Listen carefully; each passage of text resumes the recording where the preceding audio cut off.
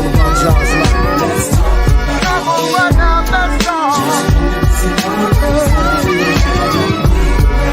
about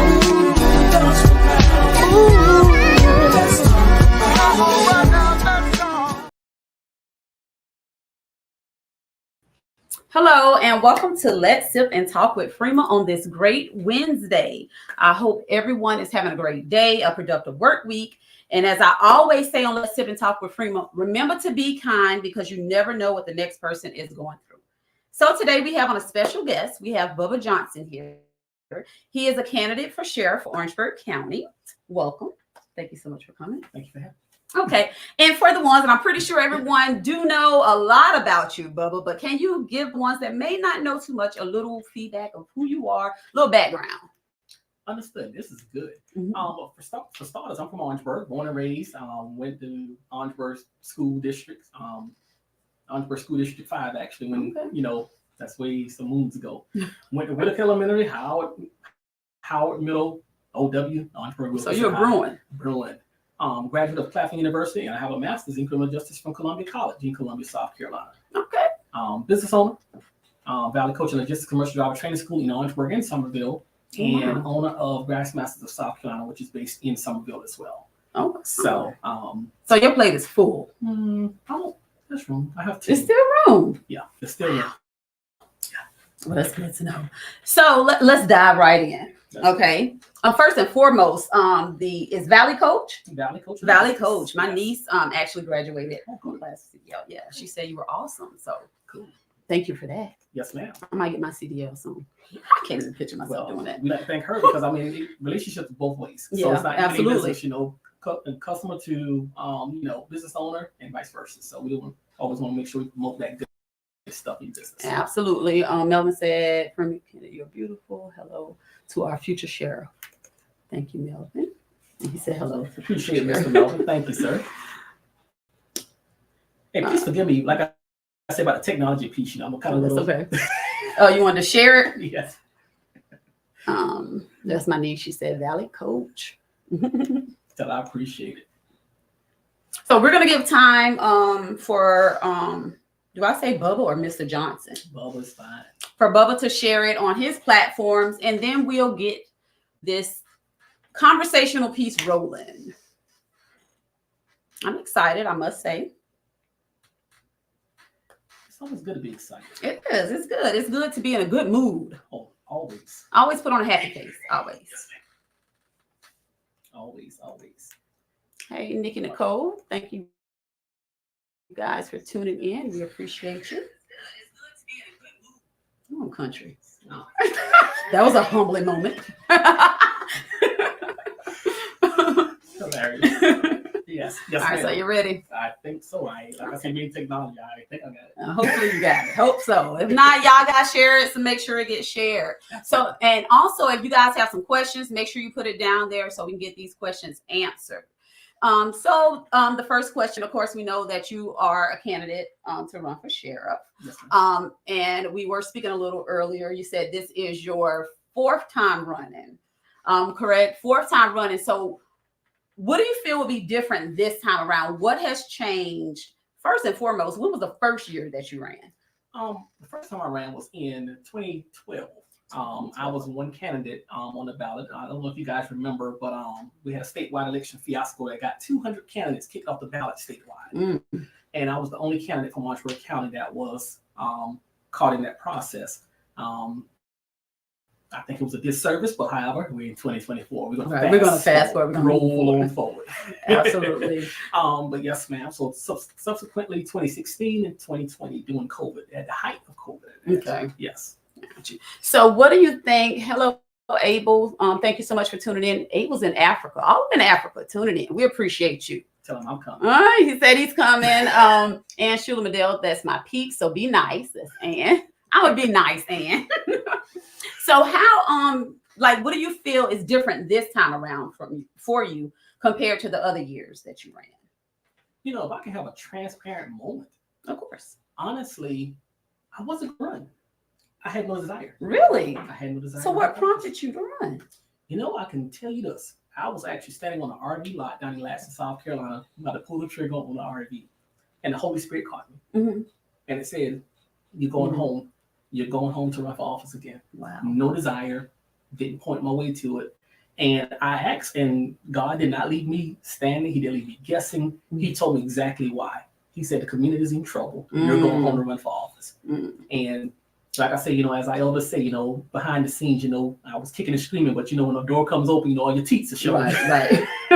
Absolutely. So that's what brought me to this journey to run for office this time around, and just to present the plan. And the reason I say that as well, but from the Holy Spirit, because that reminds me of the Bible story of David and Saul. How it came about, and I believe that the good Lord brought it back to me because He knew my heart. He knew your heart. Yes. And just to piggyback a little bit, and of course, I'm not oblivious to everything that's going on, but what kind of trouble would you say Orangeburg County is in? What kind of help can you give us? Understood. So for starters, Orangeburg ranks in top tier in violent crime. That's anything from the homicides to the sexual assaults to the property crimes to the financial crimes. I mean, we're just simply, our community is out of control as relates to crime statistic. And this is data that can be found at the South Carolina Law Enforcement Division website on crime statistics across the state of South Carolina. And being, number 1 out of 46 counties is very concerning. I mean, we have 46 counties and we maintaining number 1. And even more concerning portion is someone disputed me just the other day in regards to that. And they said, well, we're not number 1. It shows we're number 2. So I had to scratch my head. I was like, okay. But yeah, that was very concerning that, these types of things get suppressing, and we got into, they was trying to get into a dispute over first or second. Right. That's what I was like, what? 2 out of 46 still is. It still isn't. I mean, it's not good to be on there, period. But my goodness, to be number 1 or number 2, top 5, top 10 is still like, wow. What things do you feel you can bring to the table to help reduce the crime or help us not even be on that list? Well, absolutely. We're going to be on the list regardless. Because again, we got. Well, be number 46. How about that? Yeah, I like the way you think. Absolutely. The way we move up that list is to change everything from reactive to proactive.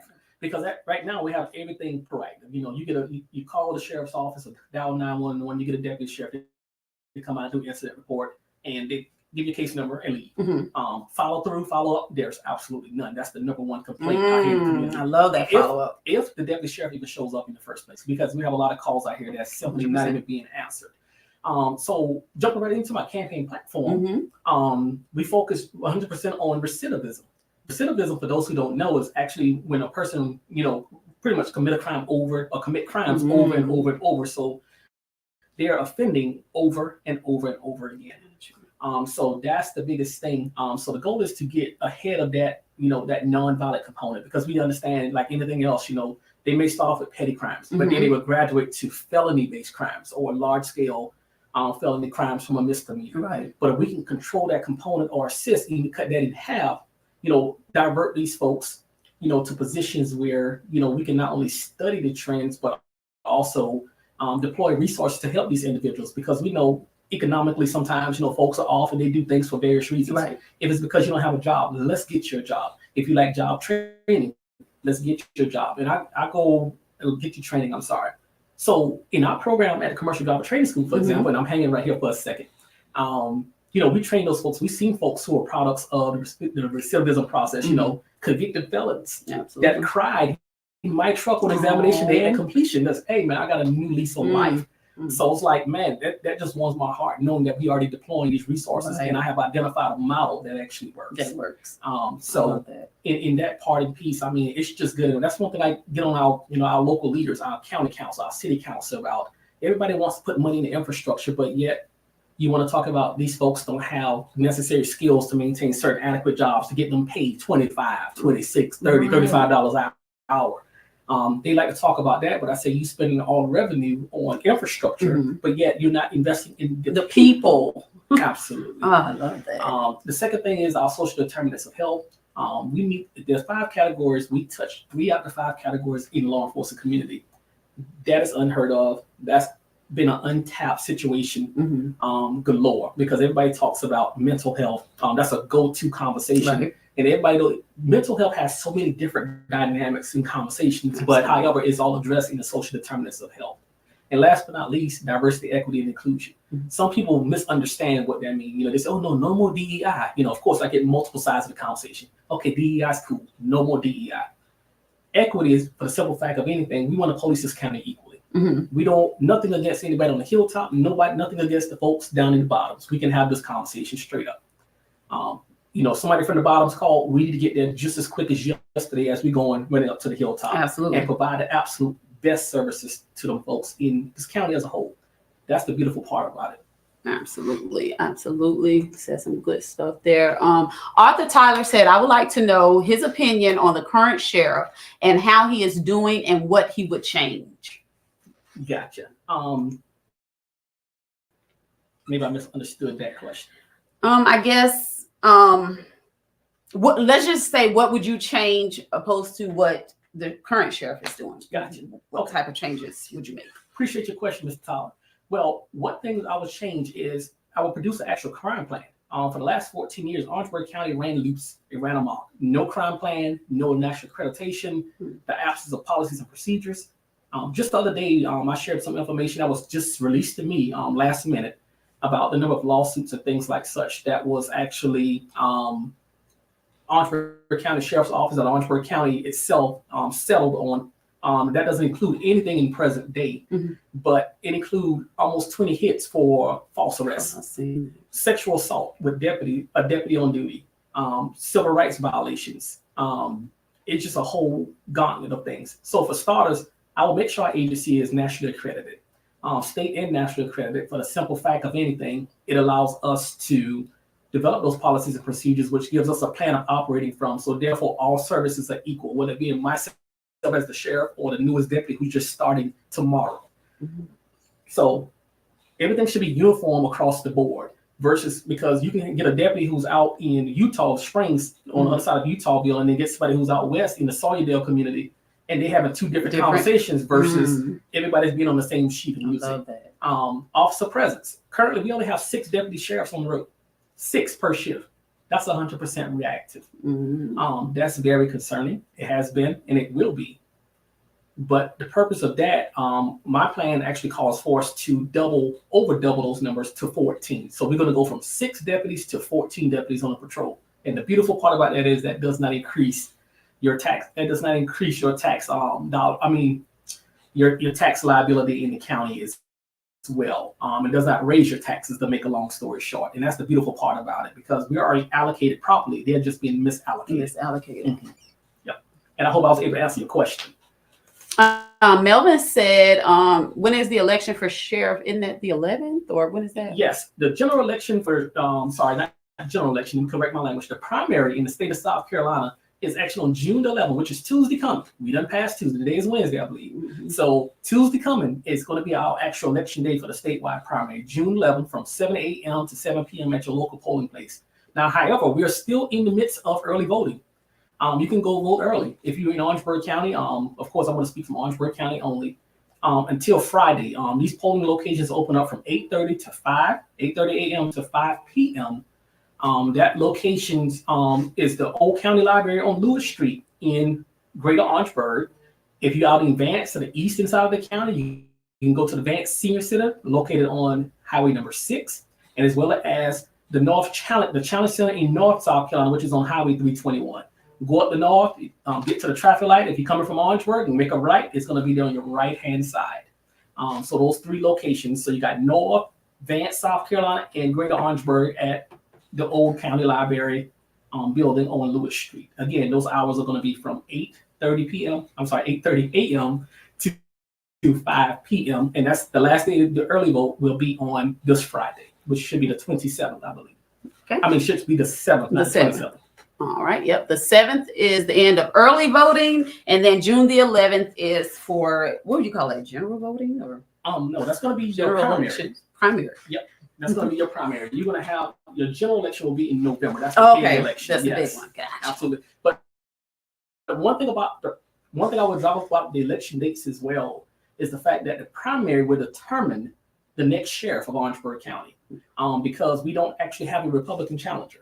So whoever is successful in the primary will actually go to November unopposed. Therefore, they will be seated as your Orangeburg County sheriff. So for those of you listening, get out there and go early. Vote. Call up everybody. Call your cousin them, your mom and them, your auntie them.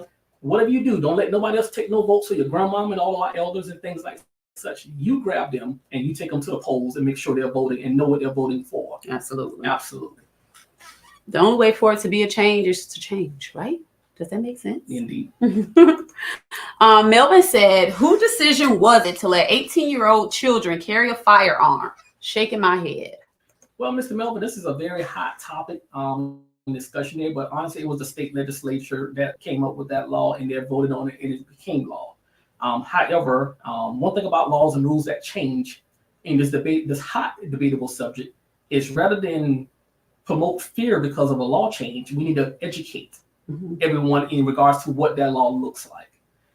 Everybody's kind of very frantic and afraid of this law, Right. But one thing I will say is I prefer to educate the people so when you have a better understanding, you don't have anything to really be concerned about, just making sure you remain and maintain compliance within that law itself between you and your loved ones as well. Absolutely. And speaking of loved ones, and 18-year-olds, children, with the crime rate, and honestly, just living in Orangeburg County, I do know just from hearing things, there are a lot of children that participate in a lot of crime. It could be petty, it could be something major. Do you feel like the youth crime rate starts from home? How do you feel about that when it comes to children and crime? Well, one thing I won't allow society to do is to put a lot of things on our youth. We got some grown ass people out here who still doing things that they shouldn't be doing. So the current administration blames a lot on parenting. At the end of the day, we can all admit that, our parents work, 1, 2, sometimes 2 jobs and a side hustle. Right. Are we responsible for our children? Absolutely. They're our children. They're children. But just the point blame, I think we don't have to assist in some form of category to actually get ahead of it, to assist them in, guiding them. Because it takes a village to raise a child. Absolutely. And I always talk to everybody about my village. I had 2 mothers and 2 fathers. A whole bunch of aunties and uncles from two different families. Yeah. So it's like 1, 2, 3, 4. I had 4 sets of family members, adopted and everything. So I was like, man, people say, I'm all in between Orangeburg County. So, from the Johnsons on my dad's side to the Gadsons on my mother's side, to the Fields family, as well. And here all in Orangeburg County, that's the beautiful part about it. I had all those families. So it's like Right. me cousins, that's my auntie. Like, hey, like, who are you? Like, yeah. But when it comes down to children, it takes a multifaceted approach, and we don't need to play the blame game. We simply need to just join together and make it happen on behalf of the community as a whole. Melvin said, how many consecutive years can a sheriff be elected? Mr. Melvin, there's not a cap, unfortunately, and I think that law needs to change. That should also, the reason I say that law should change because I think it should follow the model in any elected seat along those with the presidency of the United States. A president can serve for 8 years tops before they have to recycle and go back out and then try again later after a 4-year break. So that same rule of law should apply to all candidates, whether local, state, or even federal, because it creates an atmosphere for complacency. Do you think popularity play a part in voting? Well, I think everything plays a part. Popularity, people have to get away from popularity because just because your friend is so-called this or running for that, is your friend a right fit for the job? Absolutely. Is your friend a right fit for the job? And, even if your friend is in the job, you need to hold your friend accountable because now I'm looking at you. And I always tell people, you can go ahead and do something unjust. But let me tell you something, you're going to see it again. You're going to see that unjust because based on your morals and ethical obligations that, you're not paying attention to and things like such. But that thing will revisit you again if you're not mindful. Absolutely. So another question again, here on the show, if I do ask anything that you do not want to answer, by all means, do not answer it. But, of course, people see... Melvin says, yes, that should change. Give other future sheriffs an opportunity to run.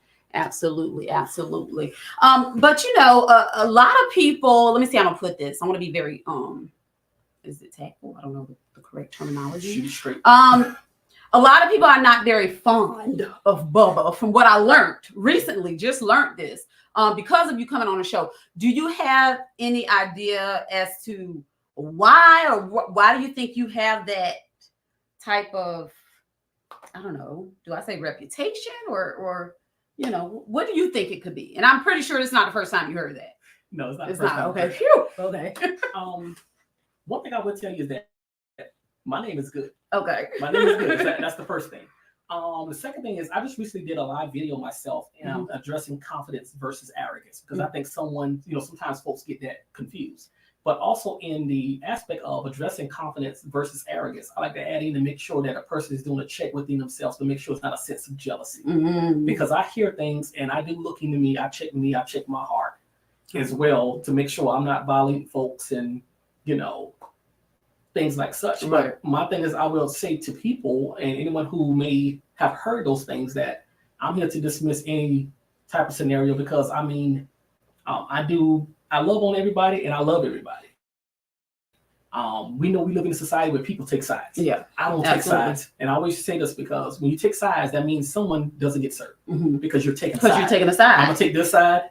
They're not going to get served over here. So I have a takeover mentality, meaning everybody can get served because we're already in an underserved community. So how do you underserve the underserved? It's like, oh my God, that's like a whammy for a whammy. Like, man, we just doomed.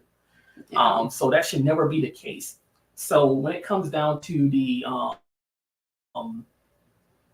any reputation, I don't get into anything when it comes to people and the individual thoughts and ideology about a person. I always challenge folks, come to get to know me for me. Right. You'll find out that, I give you anything that I got.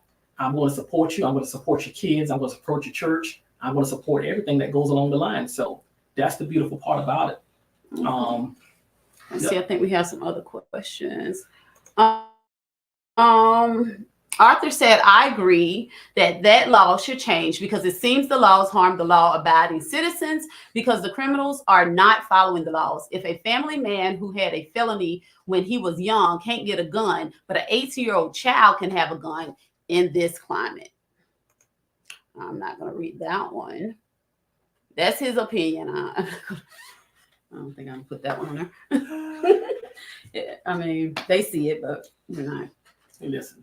It is what everybody it is. decides their own opinion. Everybody's entitled to their own opinion.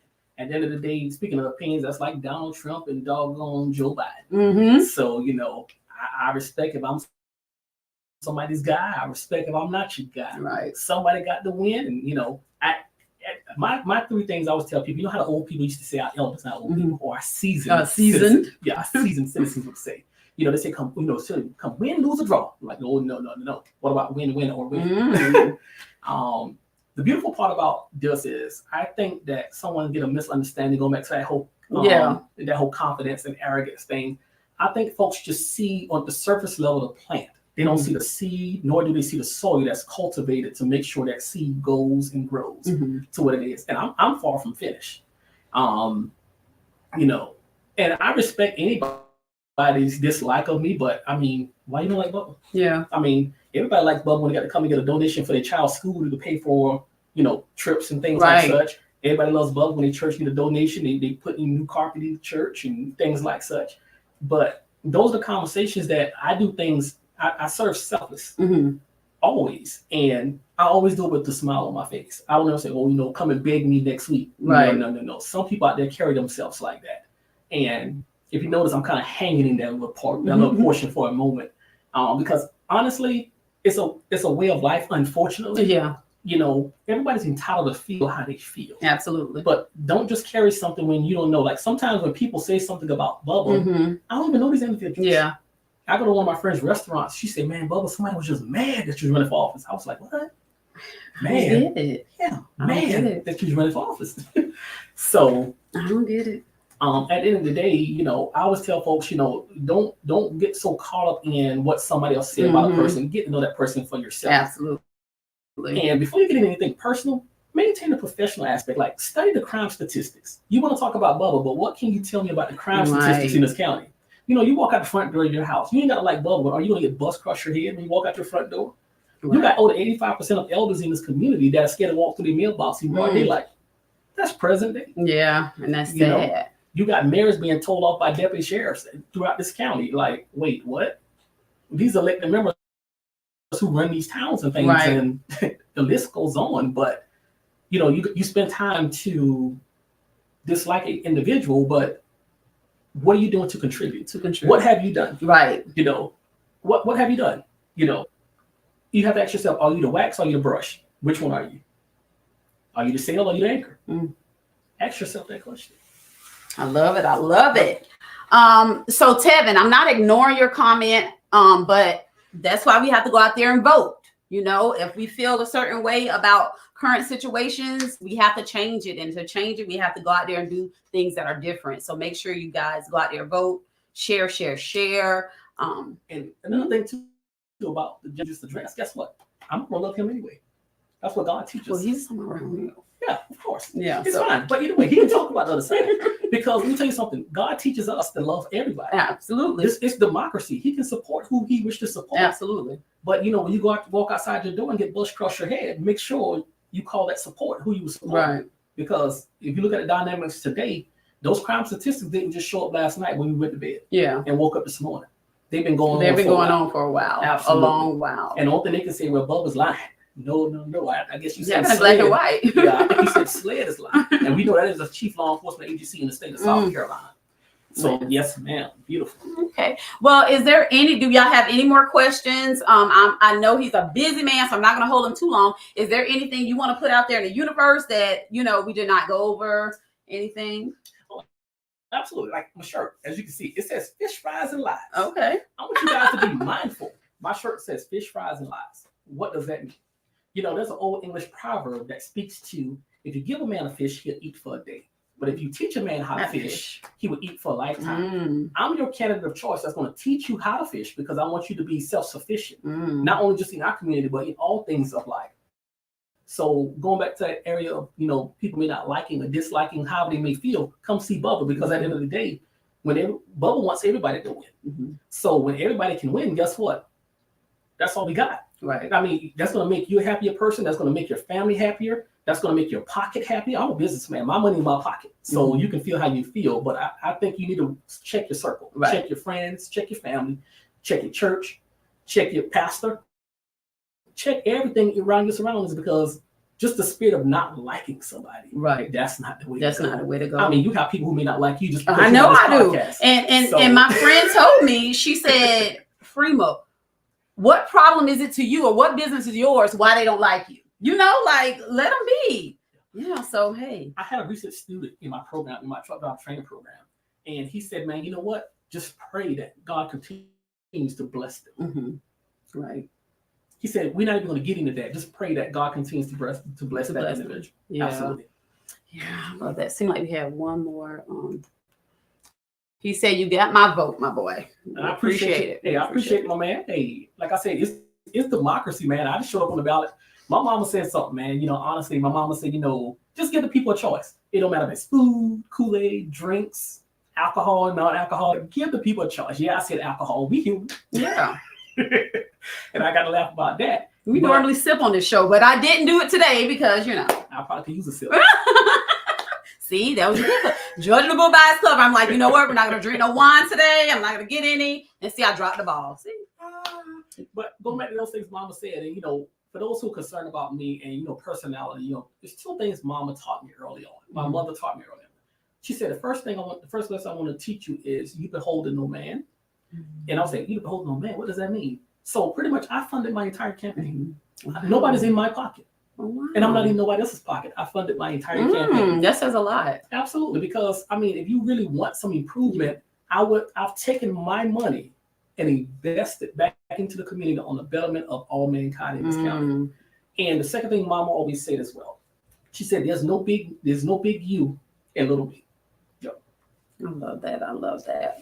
I had a great. I'm sorry. I got it twisted. No big me and little you. And little you. Yeah. I'm sorry. I got it. So yeah, I had to make sure I had to correct that for the record.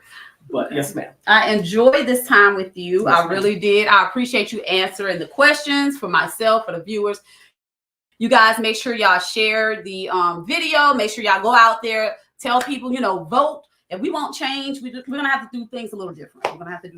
And before we go, I will tell you guys, we got a very interesting ballot here in Orangeburg County. We have 20 candidates running countywide. This is the year. We have game changers on the ballot. Game changers on the ballot from not just the sheriff's race, You got county council that has 2 seats that's being challenged. Wow. We have the clerk of court that's being challenged. We have the coroner's race, which is a 3-way race. That, yeah. We got House District 93. It's a 3-way race there. I'm sorry, I think that's a 4-way race.